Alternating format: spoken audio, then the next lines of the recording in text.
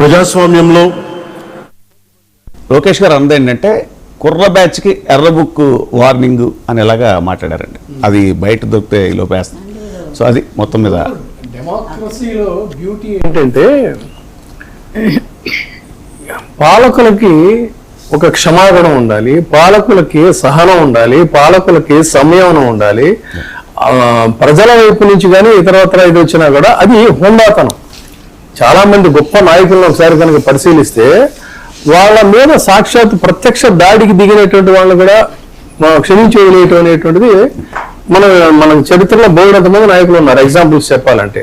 అంతేగాని ఏదో మామూలుగా అల్పజీవుల్ని, నిజంగానే అల్పజీవులే కదా ఇప్పుడు, అతనికి ఏదో ఉద్యోగం రాలేదు నిరసన తెలియజేస్తాడు, లేదు ఏదో కోపం వచ్చింది, ఒక సోషల్ మీడియా, ఇప్పుడు వాళ్ళ ప్రతి చేతుల్లో కూడా సోషల్ మీడియా ఉంది. ఆ రోజుల్లో ఏంటంటే పత్రికలే ప్రచురించాలి, వాళ్ళు నిరసన తెలియజేస్తారు. డిసెంట్ అనేది అదేంటి, దాని పరిధిని దాటనంత వరకు మనం కూడా చాలా డిస్కస్ చేసాం ఈ మధ్య అడ్వకేట్స్ తో, వాళ్ళతో, మేధావులతో. డిసెంట్, ప్రజాస్వామ్యంలో డిసెంట్ వ్యక్తం చేసేటువంటి హక్కు ప్రతి ఒక్కరికి ఉంటుంది. ఇంకోటి విషయం ఏంటంటే సాక్షాత్తు నిన్నే తెలంగాణ హైకోర్టు కూడా దీని మీద సోషల్ మీడియాలో డిసెంట్ కి సంబంధించి లోకల్ లీడర్ ని క్రిటిసైజ్ చేస్తే కేసు పెట్టాలని చెప్పానంటే అది కరెక్ట్ కాదని చెప్పి తీర్పిచ్చింది. సో ప్రజాస్వామ్యం యొక్క సౌందర్యం, బ్యూటీ అండ్ స్పిరిట్ అదే.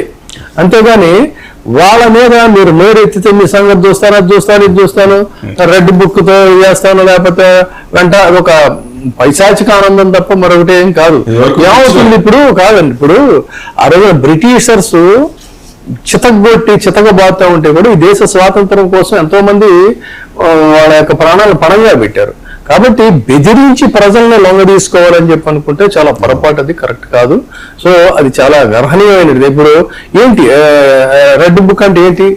Is it beyond the constitutional law, is it beyond the law, or ఏమనుకోవాలి? That is the symbol of red book. So అందుకని సరే, ఇక దానికి ప్రజలే జవాబు చెప్తారు, అనవసరం. కానీ ఈ రోజున 3 ప్రసంగాలు కూడా 3 రకాలుగా సాగాయి. ప్రధానంగా పరిశీలించినట్టయితే అసలు ఇక్కడ పెట్టుకున్నది ఏంటి, super success, super 6, super success అనేవి 2 సంవత్సరాలు పూర్తయిన సందర్భంగా ఆ కార్యక్రమం పెట్టుకున్నారు. దాన్ని మనం లక్ష్మీ భారత్ గారిని అడిగి తెలుసుకుందాం. వారు చెప్పింది ఏంటంటే వాళ్ళు పెద్ద పెద్ద ప్రకటనలు కూడా ఇచ్చారు. ఇచ్చి అందులో వాళ్ళు ఇచ్చినటువంటి మొత్తం సూపర్ 7, సూపర్ 6 కూడా కాదు, ఒకటి అదనంగా కూడా యాడ్ చేశారు.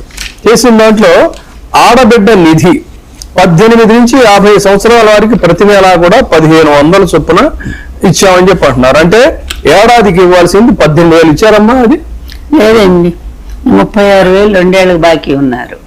36,000 బాకీ ఉన్నారు. సో అది పూర్తిగా అమలు కాలేదు. ఇంకొకటి అడుగుతాను, నిరుద్యోగ భృతి, నిరుద్యోగులకి ప్రతి నెల 3,000 రూపాయల చొప్పున మొత్తం ఏడాదికి ఇవ్వాల్సింది 36,000 ఇచ్చారా? 2 ఏళ్ళకి ఇప్పటికి 72,000 బాకీ పడ్డారు. ఒక్క రూపాయి కూడా ఇవ్వలేదండి, ఒక్క పైసా కూడా ఇవ్వలేదు. నిరుద్యోగ భృతి ఇవ్వలేదు, అసలు ఏమీ ఇవ్వలేదు. అమలు చేసి 0 పైసా కూడా ఇవ్వలేదు. ఓకే, 50 ఏళ్ళకే పెన్షన్ అన్నారు. బీసీ, ఎస్సీ మైనారిటీ, ఎస్టీ మైనారిటీలకి 4,000 రూపాయల చొప్పున పెన్షన్ అని చెప్పి అన్నారు. ఇది అమలు చేశారా పూర్తిగా? అస్సలు లేదు. 96,000 బాకీ ఉన్నారు ఇప్పుడు వాళ్ళకి వాళ్ళకు కూడా అంతే. అంటే 4,000 చొప్పున ఏడాదికి ఇవ్వాల్సింది 48,000. 2 ఏళ్ళకి 96,000 ఇచ్చారా? లేదండి. మార్చి నాటికి 66,34,372 పెన్షన్లు ఉంటే ఇప్పుడు 60,000కి తగ్గించేశారు. ఆశ్చర్యం ఏంటంటే ఇది చాలా సీరియస్ గా డిస్కస్ చేయాల్సిన అంశం ఏంటంటే మనకి చూడండి, ఇప్పుడున్నటువంటి క్వాలిటీ ఆఫ్ లైఫ్ ఏ స్థాయిలో ఉన్నటువంటి వాళ్ళకైనా కూడా జీవన ప్రమాణాలు అనేటువంటి పెరిగాయి. అంటే మంచి వైద్యం కానీ, లేకపోతే కొంత ఆరోగ్య జాగ్రత్తలు కానీ, ఇతరత్ర కానీ గతంలో లాగా మరింత అట్టడుగున ఉన్న పేదరికం లాంటివి లేవు. వాళ్ళకు కూడా కోవిడ్ తర్వాత హెల్త్ కాన్షియస్ అనేది పెరిగింది.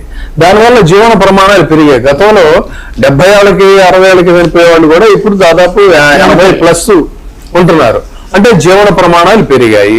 తర్వాత రిటైర్ వృద్ధులు అయిపోయే వాళ్ళ సంఖ్య పెరుగుతుంది కదా, వృద్ధుల సంఖ్య పెరుగుతుంది. పెరిగినప్పుడు ఏమవ్వాలి, అక్కడ లెక్క ప్రకారంగా లాజికల్ గా చూసుకుంటే అంతకుముందు జగన్మోహన్ రెడ్డి గారి ప్రభుత్వంలో ఇచ్చినటువంటి సంఖ్య కంటే కూడా ఇప్పుడు ఇంకా పెరగాలి వృద్ధులు.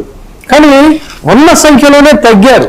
అంటే ఏమైంది, ఇక్కడ కత్తిరింపేశారా వృద్ధులకి? ఏమన్నాలమ్మా, అంతే కదా. ఇప్పుడు 4,000 ఇస్తాం పెన్షన్ అని చెప్పారు. 4,000 ఇస్తారని పాపం సహజంగా ఆశపడతారు కదా వృద్ధులు.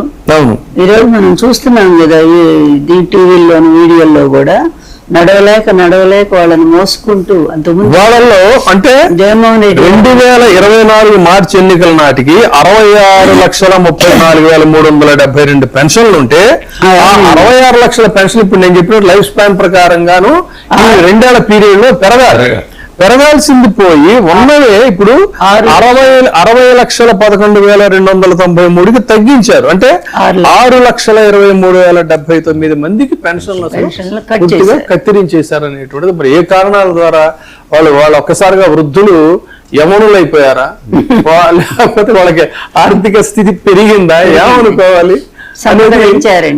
సంపద పెంచేశారు. మరి అది ఇక్కడ ఆశ్చర్యకరమైన అంశం. ఇక తల్లికి వందనం. స్కూల్ కి వెళ్లే ప్రతి విద్యార్థికి ఎంత మంది ఉంటే అంత మందికి ఏడాదికి 15,000 అని చెప్పి అన్నారు. సో 24-25 విద్యా సంవత్సరంలో 2వ ఏడాదికి 9,000 ఇవ్వాలి. అంటే కొంతమందికి 10,000 ఇవ్వాలి, కొంతమందికి 13,000 ఇవ్వాలి. మరి ఈ 20 లక్షల మందికి ఇచ్చారా? లేదండి, ఇచ్చారు. కానీ ఎట్లా ఇచ్చారు అదేంటి అసలు అర్థం లేదండి. 9,000 కొంతమందికి, 14,000 కొంతమందికి, 13,000 అది కూడా అండి చూసి ఇచ్చారండి. కమ్యూనిటీని చూసి ఇచ్చారు. కమ్యూనిటీని 260 కోట్లు బాకీ. ఈ వేళ నుంచి స్కూల్స్ రీఓపెన్ అయ్యాయండి. 260 కోట్ల రూపాయలు బాకీలు పిల్లల్ని కాలేజీలకి రానివ్వట్లేదు. అది ఫీజు రీంబర్స్మెంట్ అనుకోండి. ఇది ఇచ్చిన చిన్న పిల్లలు కూడా ఇప్పుడు ఇప్పుడు ప్రభుత్వ పాఠశాలలు జగన్మోహన్ రెడ్డి గారి టైంలో ఎంత బాగా నడిచినాయి అంటే నాడు నేడు క్రింద ప్రైవేట్ స్కూల్స్ కు తగ్గారు స్టూడెంట్స్. ఇక్కడ అసలు నో వేకెన్సీ అని బోర్డులు పెట్టాల్సి వచ్చింది. విజయవాడ పార్లమెంట్ లో కేంద్ర విద్యాశాఖ సహాయ మంత్రి చెప్పారండి, 1,00,000 పైన డ్రాప్ అవుట్స్ ఇప్పుడు ఈ ప్రభుత్వంలో వచ్చాక. ఎందుకంటే మళ్ళీ వాళ్ళు పనులకు పంపిస్తున్నారు పిల్లల్ని కూడా. దాని మీదే కదా మనం మాట్లాడాము. దాని మీద ఫ్రీ బస్సు రాష్ట్రంలో మహిళలు ఎక్కడికి వెళ్ళినా ఉచిత బస్సు. ఈ పదాలు నేను చదువుతున్నా, నేను చెప్పింది కదా, వాళ్ళ మేనిఫెస్టోలో ఉన్న అక్షరాలనే. తల్లికి వందనంలో కూడా 20 లక్షల మంది కోత విధించారు. 20 లక్షల మందికి 20 లక్షల మంది చూడండి. తర్వాత ఫ్రీ బస్సు వాళ్ళు చెప్పేది ఏంటంటే రాష్ట్రంలో మహిళలు ఎక్కడికి వెళ్ళినా కూడా ఉచిత బస్సు అని చెప్తున్నారు. ఆర్టీసీలో 16 కేటగిరీ బస్సులు ఉంటే మరి 16 కేటగిరీ బస్సుల్లో కూడా తిరుగుతున్నారా? 5 కేటగిరీకే పరిమితం చేశారు. అవుట్ ఆఫ్ 16 ఓన్లీ 5 మాత్రమే. అది కూడా పల్లె వెలుగు అనే బస్సులు వాటిని పరిమితం చేశారండి. 2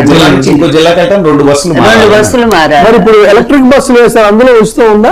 లేదండి, ఎలక్ట్రిక్ బస్సులు ఇందుకే అసలు ఈ ఉన్నది కూడా ఎత్తిపారేయడానికే వాళ్ళు ప్లాన్ చేశారు. అంటే ఆల్మోస్ట్ 11 ఇప్పటికే 12 డిపోలు ప్రైవేట్ పరం చేశారు ఇక్కడ తెలుస్తోంది ఆర్టీసీలో. సో అందులో అయితే మాత్రం పర్మిషన్ లేదు. ఈ ప్రభుత్వం వచ్చిన దాని నుంచి అన్ని ప్రైవేట్ పీపీపీ పద్ధతిలోనే అన్ని చేస్తా ఉన్నారు. ఇంకొకటి 6వది ఏడాదికి 3 ఉచిత గ్యాస్ సిలిండర్లు అన్నారు. అంటే 2 ఏళ్లలో ఇవ్వాల్సిన సిలిండర్లు 6. మరి ఎన్ని సిలిండర్లు ఇచ్చారంటారు? ఒకటే ఇచ్చారండి. అది కూడా ఫస్ట్ సంవత్సరం ఇవ్వలేదు, 2వ సంవత్సరంలో 1 సిలిండరే ఇచ్చారు. ఆ విధంగా చూస్తే ఇప్పటికీ 1.59 కోట్ల కుటుంబాల గ్యాస్ కనెక్షన్లు అండి ఇచ్చింది కేవలం 1. కొంతమందికి వాళ్ళు అనుకున్న వాళ్ళకి 2 ఇచ్చారండి. అంటే కూడా కత్తిరిస్తూ పోతున్నారండి. 10 లక్షల సంఖ్యలో కోతలు, లక్షల సంఖ్యలో గ్యాస్ ఇవ్వట్లేదండి. సో ఫైనల్ గా 7 అన్నదాత సుఖీభవ. కేంద్రం ఇచ్చేది కాకుండా రైతులకి ఏడాదికి 20,000 ఇస్తామని చెప్పి అన్నారు. సో మరి ఎంత మందికి ఇచ్చారు, ఎంత ఇచ్చారు? ఈ 2 ఏళ్లకు గాను ఈ గవర్నమెంట్ ఇవ్వాల్సింది 40,000 ఇవ్వాలండి. 40,000 కోట్లు ఇవ్వాలి.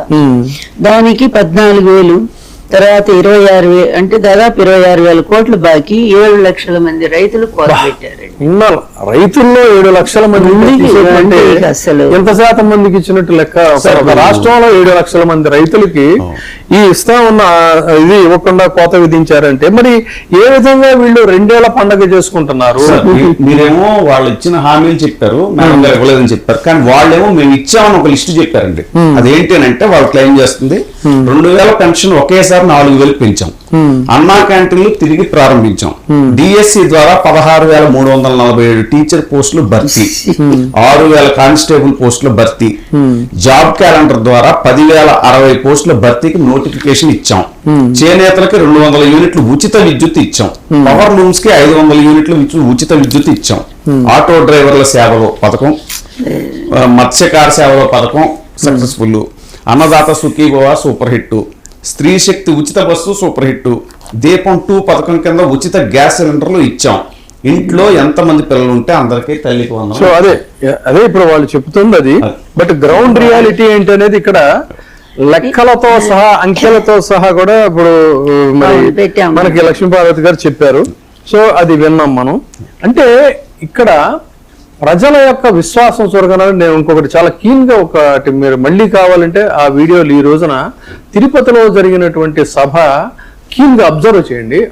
విశాలమైనటువంటి గ్రౌండ్స్ లో లక్షల మంది లబ్ధిదారులు, దట్టు ఆయనే చెప్పారు ప్రసంగంలోనే, లబ్ధిదారులందరూ కూడా ఇక్కడ ఉన్నారని. అంటే లబ్ధిదారులందరినీ కూడా బలవంతంగా అక్కడికి తరలించారు. జనరల్ గా 2 ఏళ్ల పండగ అంటే ఒక ఉత్సాహం మధ్య జరుగుతుంది. సో తమ అభిమాన నాయకులు, తమకు లబ్ధి చేకూరుస్తున్నటువంటి నాయకులు వారు మాట్లాడుతూ ఉంటే ప్రతి డైలాగ్ కి కూడా వాళ్ళు హర్షధ్వానాలు వ్యక్తం చేస్తూ ఉంటారు. కానీ మీరు అక్కడ చూడండి, ముఖ్యంగా లోకేష్ చాలా ఘాటైనటువంటి పదజాలంతో జగన్మోహన్ రెడ్డిని విమర్శిస్తున్నప్పుడు కానీ, లేదు ఎద్దేవా చేస్తున్నప్పుడు కానీ, లేదు గట్టిగా అరిచి చంద్రబాబు నాయుడు గారు మాట్లాడుతున్నప్పుడు కానీ ఆ జనంలో స్పందన చూడండి. జనంలో ఉండే స్పందనను బట్టి సభకి ఎంతమంది హాజరయ్యారని కాదు, ఆ హాజరైన ప్రజల యొక్క స్పందనను బట్టి ఆ సభ సక్సెస్ అయిందా లేదా చెప్పాలి. ఎంత అసలు అంటే వాళ్ళు చాలా నిశ్చేష్టులై అలా వాళ్ళు చాలా మౌనంగా మాటలన్నీ వింటున్నారు తప్ప ఎక్కడా కూడా హర్షధ్వానాలనే కనిపించలే. అంటేనే ప్రజల్లో ఏదో ఒక అసంతృప్తి గూడు కట్టుకొని ఉంది.